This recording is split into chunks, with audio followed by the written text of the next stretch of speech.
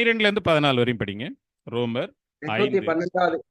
212வது பக்கம், ரோமர் 5 வசனம் எதுயா 11ல இருந்தா 12ல இருந்து 5வது அதிகாரம் 12ல இருந்து 14, 12 to 14. ஓகே. இப்படியாக ஒரே மனுஷனாலே பாவமும் பாவத்தினாலே மரணமும் உலகத்திலே பிரவேசித்தது போலவும் எல்லா மனுஷரும் பாவம் செய்தபடியால் மரணம் எல்லோருக்கும் வந்தது போலவும் இதுவும் ஆயிற்று. பாருங்க, ஒரே மனிதனாலே எல்லாருக்கும் வந்தது. உங்களுக்கு வந்திருக்கிற இந்த மரண பயம் உங்களுக்கு சொந்தமானது கிடையாது, உங்க அப்பாவுக்கு சொந்தமானது. அந்த ஆள் பயந்துனே நம்மளை பெத்து போட்டோம். அந்த அம்மா இருந்தாங்களே, அவங்களுக்கும் பயம் இருந்துச்சு, அவங்களும் அப்படிதான் பெத்து போட்டாங்க. இவங்க 2 பேருடைய பயம் எங்க வந்துச்சுன்னு கேட்டீங்கன்னா, அவங்க அப்பா அம்மா கிட்ட இருந்தது. இப்படியே நீங்க ரிவர்ஸ் கியர் போட்டு போனீங்கன்னா ஆதாமுக்கு போயிடுவீங்க. அங்கிருந்து வந்த தொத்து வியாதி தான் உங்களுக்கும் எனக்கும் வந்த ஒரு காரியம். அதனால்தான் மாம்சத்துக்குரியவர்களோடு கூட ஐக்கியம் வைக்காதீங்க, அவங்களுடைய எண்ணங்களை நீங்க உள்வாங்காதீங்க, அந்த தாட்ஸை ரிசீவ் பண்ணாதீங்கன்னு சொல்லிட்டு சில இடங்கள் எல்லாம் பவுல் புதிய ஏற்பாட்டில் நிருபங்களா எழுதப்பட்டிருக்கிறதுலாம் வேற ஒரு காரணமும் கிடையாது. டிவி சீரியலை மட்டும் டிவியை பார்த்துக்கினே இருக்கிறவங்களை நீங்க போய் பாருங்களேன், மனம் அப்படியே குறுகினதா இருக்கும், ஒரு மாதிரி டெவலப்மெண்ட்டே இருக்காது, ப்ராடா திங்க் பண்ணவே மாட்டாங்க. ஒரு ஷார்ட்டா ஒரு காரியத்தை ஒரு அளவுக்கு மேல அவங்களால சிந்திக்க முடியாது. அங்க ஃபுல்லா டிவி பார்த்துட்டு இங்க வந்து தேவனுடைய வார்த்தையை கேட்கறன்னு வந்து உட்காரும் போது இது உள்ள போவே போகாது. மறுபடியும் சொல்றேன், டிவி பார்க்கறது பாவம் கிடையாது. நான் குடிக்கிறது சிகரெட் பிடிக்கிறதுமே பாவம் இல்லைன்றேன். அதனால நீங்க டிவி பார்க்கறது பாவம் நான் சொல்லுவேன்னு இங்க நினைச்சிடாதீங்க, அதெல்லாம் பாவமே கிடையாது.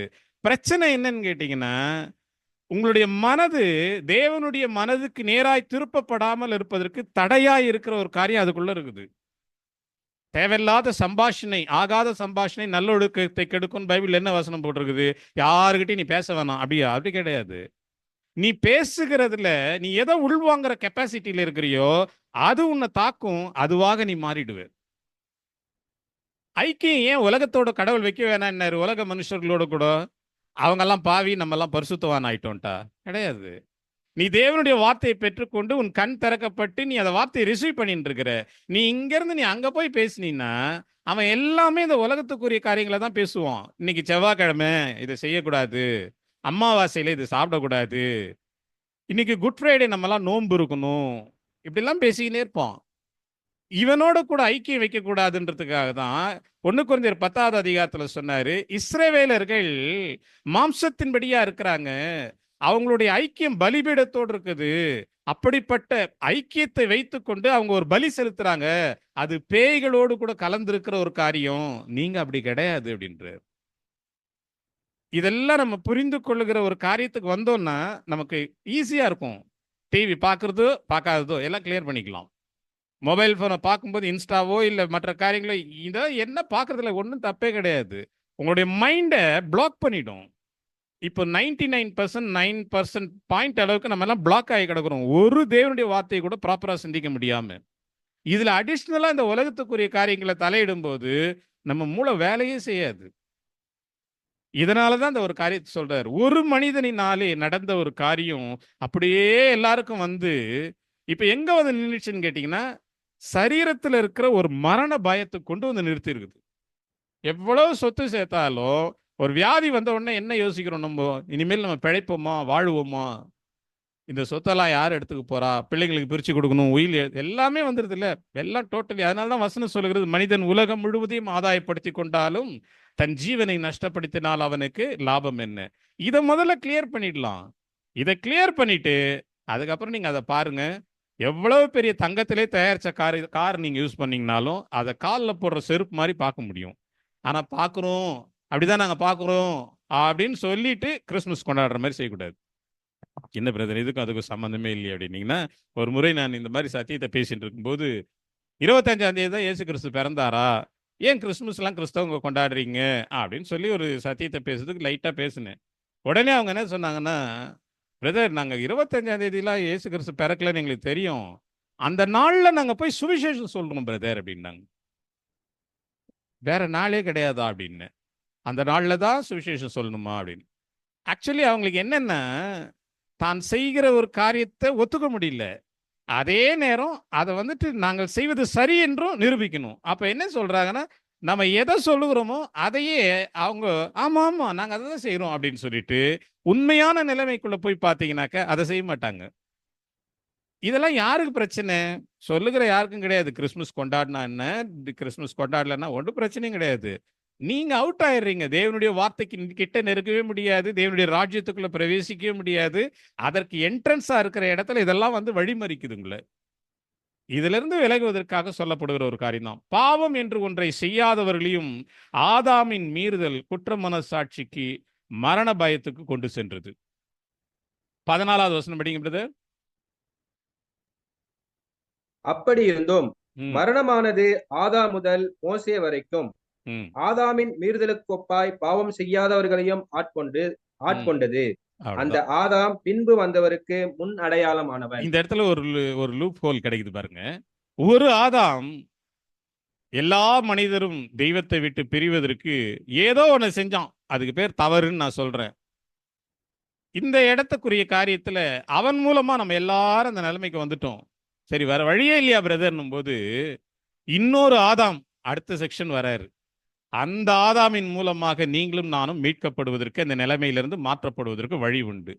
இந்த ஆதாமை குறித்த ஒரு அறிவு நமக்கு சரியாய் புரிய வைக்கிற ஒரு இடத்துக்கு பேர் தான் சுவிசேஷம் என்று சொல்லப்படுது.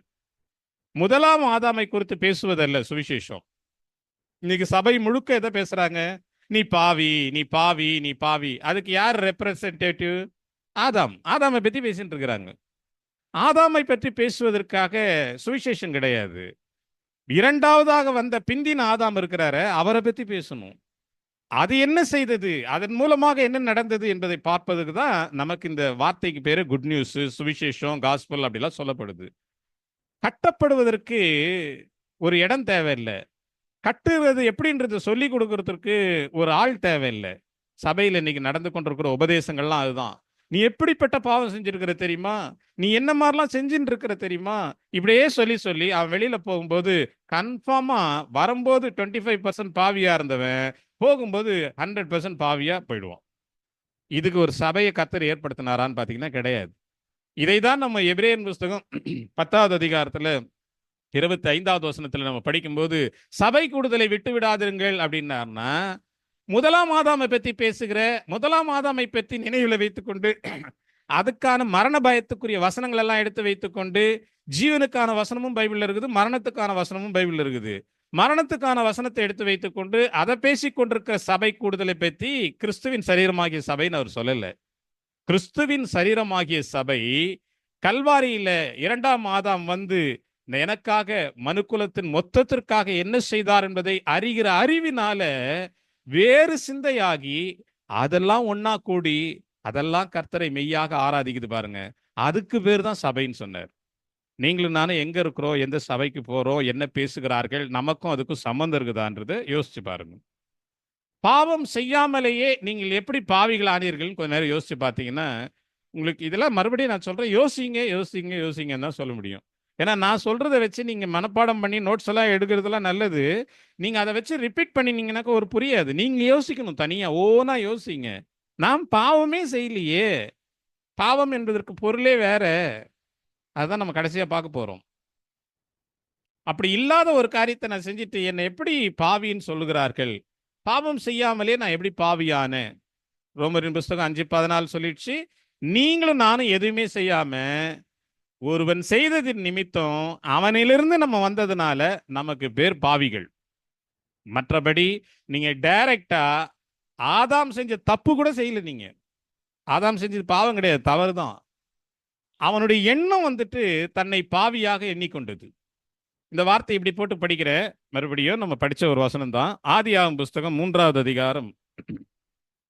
ஆதாமியும் ஏவாளையும் ஏதேன் தோட்டத்தில் கொண்டு வந்து வச்சு 2 மரத்தை வச்சு, இதெல்லாம் தேவையா அப்படின்ற மாதிரி இருக்கும்ல உங்களுக்கு, இதெல்லாம் வச்சு அங்க வந்து அவர் சொல்றாரு, இந்த மரத்தின் கனியை மட்டும் புசிக்காதப்பா, புசிச்சுன்னா செத்துருவே. இதெல்லாம் சொல்லி முடிச்ச பிறகு கொஞ்ச நாள் கழிச்சு வேற ஒரு காரியம் நடக்குது 3வது அதிகாரத்துல. அதுக்கப்புறம் என்ன நடக்குதுலாம் உங்களுக்கு தெரியும். அங்க ஒரு சர்ப்பம் வருது, அது ரொம்ப ஞானம் உள்ளது. இவங்கெல்லாம் தேவனால படைக்கப்பட்டவங்க, இவங்கெல்லாம் முட்டாளு, அது ரொம்ப ஞானம் உள்ளது. அப்படி வந்து பேசுது. பேசின உடனே இவங்க அதை கேட்குறாங்க. கேட்டதுமே அந்த வார்த்தையை உள்வாங்கின உடனே இவங்க எல்லாம் நிர்வாணி ஆயிடுறாங்க. அதுக்கு முன்னாடி எப்படி இருந்தாங்கன்னு 2வது அதிகாரம் 25வது வசனம் படிக்கிறேன். ஆதாமும் அவன் மனைவியுமாகிய இருவரும் நிர்வாணிகளாயிருந்தும் வெட்கப்படாமல் இருந்தார்கள். ஆனா 3வது அதிகாரத்துல இங்க சர்வம் வந்து பேசுது. இவங்கெல்லாம் தேவனால படைக்கப்பட்டவங்க முட்டாள் ஆயிட்டாங்க. அதை கேட்கறாங்க. கேட்ட உடனே திடீர்னு பார்க்கறாங்க, நிர்வாணமா இருக்கிற மாதிரி தெரியுது அவங்களுக்கு. உடனே இவங்க போய் ஒளிஞ்சுக்கிறாங்க. இதெல்லாம் பைபிள்ல இருக்கிற வசனத்தை அப்படியே சொல்றேன். இதுக்கெல்லாம் அர்த்தம் வேற. அண்ணா போய் மரத்துக்கு பின்னாடி ஒளிஞ்சுக்கிறாங்க. ஒளிஞ்சுக்கின பிறகு ஆண்டவர் வந்து கேட்கிறாரு, தம்பி எங்கப்பா இருக்கிற? நான் படைத்த படைப்பே, நான் ஒரு இடத்துல உன்னை வச்சிருந்தேனே, நீ இப்ப எங்க இருக்கிற? உன் நிலைமை எங்க இருக்குது அப்படின்னு. அவன் சொல்றான், நான் நிர்வாணி ஆயிட்டேன் ஆண்டவரே அப்படின்னு. அப்ப கேட்கிற கேள்விதான் இந்த வசனம். 10வது வசனம் நான் படிக்கிறேன், 9, 10. அப்பொழுது தேவனாகிய கர்த்தர் ஆதாமை கூப்பிட்டு, நீ எங்கே இருக்கிறாய் என்றார். அதற்கு அவன், நான் தேவருடைய சத்தத்தை தோட்டத்திலே கேட்டு நான் நிர்வாணியாய் இருப்பதனால் பயந்து ஒளிந்து கொண்டேன் என்றான். பைபிள்ல வர்ற முதல் பயம் என்கிற ஒரு வார்த்தை இதுதான். அதுக்கப்புறம் எபிரேயர் புஸ்தகம் 2:14 வந்துடுச்சு, மரண பயம் அப்படின்ற வரைக்கும். இங்க சொல்றாரு, என்னப்பா செஞ்ச, என்ன நடந்தது, நீ எங்கப்பா இருக்கிற அப்படின்னா, இவன் சொல்றான், நான் நிர்வாணி ஆயிட்டேன், அதனால பயந்து ஒளிந்து கொண்டேன்னு. இவர் உடனே கேட்கிற கேள்வி என்னன்னா, அப்படியா, நிர்வாணி ஆயிட்டியா, அவ்வளவுதான், நீ இனிமேல் எனக்கு உனக்கு சம்மந்தமே கிடையாது, தூர போ நீ, அப்படிலாம் பேசவே இல்லை. திருப்பி அவனை கேட்கிற கேள்விதான் உங்களையும் என்னையும் கேட்கிறாரு. இந்த நிர்வாணி ஆயிட்டேன்ற ஒரு இடத்துல பாவி ஆயிட்டேன்னு ஆதாம் சொல்ற மாதிரி நீங்க நினைச்சுக்கொள்ளுங்க. நான் அப்படி படிக்கிறேன் பைபிள்ல. அதற்கு அவன், நான் தேவரீருடைய சத்தத்தை தோட்டத்திலே கேட்டு நான் பாவியாய் இருப்பதனால் பயந்து ஒளிந்து கொண்டேன் என்றான். இப்ப ஆண்டவர் மறுபடியும் அவனுக்கு பதில் கேட்கிறாரு. அப்பொழுது அவர், நீ பாவி என்று உனக்கு அறிவித்தவன் யார்? நீ பாவின்னு சொன்னது யாருப்பா? நான் சொன்னேன் உன்னை. இன்னைக்கு பைபிள் அப்படித்தானே சொல்றாங்க எல்லாருமே. நம்ம பாவி ஆக்கிட்டு தேவன் நம்மளை பாவியா பார்க்கிறாரு, அதனால மனம் திரும்புங்க, பாவிகளை ரட்சிக்க இயேசு கிறிஸ்து வந்தாருன்னு. ஆனா இங்கே கேட்கிறாரு, நீ பாவின்னு உனக்கு சொன்னது யாரு? பிரதர், நிர்வாணின்ற ஒரு வார்த்தை எப்படி பிரதர் பாவத்துக்கு கொண்டு போறீங்க அப்படின்னா, வெளிப்படுத்தல் விசேஷம் வரையும் போகலாம். நிர்வாணம் என்பது பாவத்துக்கான ஒரு காரியம் என்று சிம்பிளான ஒரு காரியத்தை இந்த கிறிஸ்தவங்க பேசி கொண்டிருக்கிற நிலைமையிலிருந்து நான் சொல்றேன். நான் ஏன்னா இந்த நிலை உங்களுக்கு புரிஞ்சுதுனா தான் நீங்க யாருன்றது தெரியும். நல்லா இருக்கிற நீங்க உங்களை நீங்களே கேன்சர் பேஷண்ட்னு சொல்லிங்கனாக்கா எப்படி இருப்பீங்க? உங்களை நீங்களே கொரோனா என்னென்னோ வருதுல்ல, என்ன இப்போ வந்தது, இப்போ என்னென்னவோ ஒரு வியாதிகள்லாம் வருது அஃபெக்ட் பண்றதெல்லாம், இதெல்லாம் வராமலே உங்களுக்கே நீங்க சொல்லிக்கினீங்கனாக்க யாரும் ஒண்ணுமே செய்ய முடியாது. இதுக்கும் ஒரு கதை இருக்குது. இந்த கதையெல்லாம் சொன்னாக்க எப்படி சொல்றது, டைம் போயிடுமேன்ற மாதிரி இருக்குது. இன்ஃப்ளூயன்ஸா. இப்போ இன்னொரு காரியத்தை சொல்றேன் பாருங்க. ஒரு டாக்டர் கிட்ட ஒருத்தர் போய் ஒருத்தர் சொல்றாங்களாம், எனக்கு ரொம்ப வயிறு வலி இருக்குது, எனக்கு தீர்க்கவே முடியல அப்படின்ட்டு. அப்போ எப்படி அப்படின்னு சொல்லிட்டு செக் பண்ணா வயிற்றுல ஒண்ணுமே இல்லையா. ஸ்கேன்லாம் பண்ணி பார்த்தாங்களாம், ஒரு காரியமும் கிடையாது. அதுக்கப்புறம் அவகிட்ட போய் சொல்றாங்க, இல்லம்மா உனக்கு வயிறுலாம் சரியாயிடுச்சு. இல்ல, எனக்குள்ள ஏதோ ஒரு பூனைக்குட்டி இருக்கிற மாதிரி இருக்குது அப்படின்ற மாதிரி அவர் சொன்னாலாம்.